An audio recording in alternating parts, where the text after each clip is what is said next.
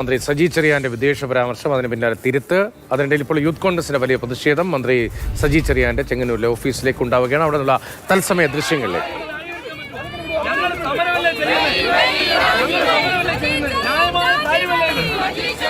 Youth Congress സംസ്ഥാന president OJ Jineesh നമ്മൾ ദൃശ്യങ്ങൾ കാണുന്നു. പോലീസുമായി തർക്കമുണ്ടാകുന്നുണ്ട്. ബാരിക്കേഡ് ഉപയോഗിച്ച് പോലീസ് പ്രതിഷേധ മാർച്ച് തടഞ്ഞു. അതിന് പിന്നാലെയാണ് ഇപ്പോൾ തർക്കം രൂപപ്പെട്ടത്. ഒരു നേരിയ സംഘർഷാന്തരീക്ഷത്തിലേക്ക് കാര്യങ്ങൾ എത്തുകയാണ്.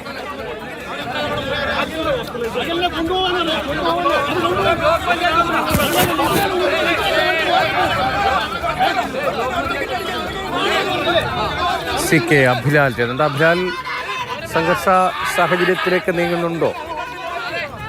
ഉദ്ഘാടന പ്രസംഗം കഴിഞ്ഞ ശേഷം മറ്റേതാനും നേതാക്കൾ കൂടി പ്രസംഗിക്കാൻ അവശേഷിക്കുന്ന ഘട്ടത്തിലാണ് പ്രതിഷേധം അക്രമത്തിന്റെ പാതയിലേക്ക് കടന്നത്. ബാരിക്കേഡിന്റെ ഒരു ഭാഗത്തുകൂടി അത് മറികടന്ന് മുന്നേറാൻ പ്രവർത്തകർ ചിലർ ശ്രമിക്കുകയും ഒരാൾ പോലീസുകാർ നിൽക്കുന്ന ഭാഗത്തേക്ക് കടക്കുകയും ചെയ്തു.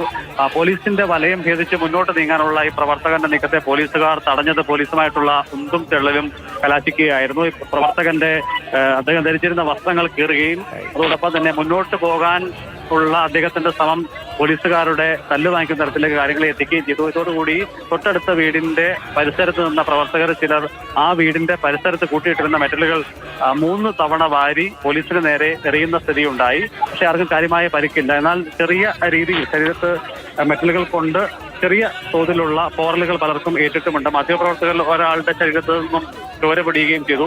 എന്തായാലും മുതിർന്ന നേതാക്കൾ ഇടപെട്ട് പ്രവർത്തകരെ പിന്തിരിപ്പിക്കുന്ന സ്ഥിതിയാണുള്ളത്. പക്ഷേ പോലീസിനെതിരെയും അതോടൊപ്പം തന്നെ മന്ത്രി സജി ചെറിയാനെതിരെയും മുദ്രാവാക്യങ്ങൾ വിളിച്ചുകൊണ്ട് യൂത്ത് കോൺഗ്രസ് പ്രവർത്തകർ സ്ഥലത്ത് തന്നെ നിൽക്കുകയാണ്. ചെങ്ങന്നൂരിൽ മന്ത്രി സജി ചെറിയാന്റെ ഓഫീസ് പ്രവർത്തിക്കുന്ന ഇടത്തു നിന്നും 200 മീറ്റർ അകലെയാണ് പ്രതിഷേധക്കാരെ തടഞ്ഞുകൊണ്ട് പോലീസ് ബാരിക്കേഡുകൾ സ്ഥാപിച്ചത്.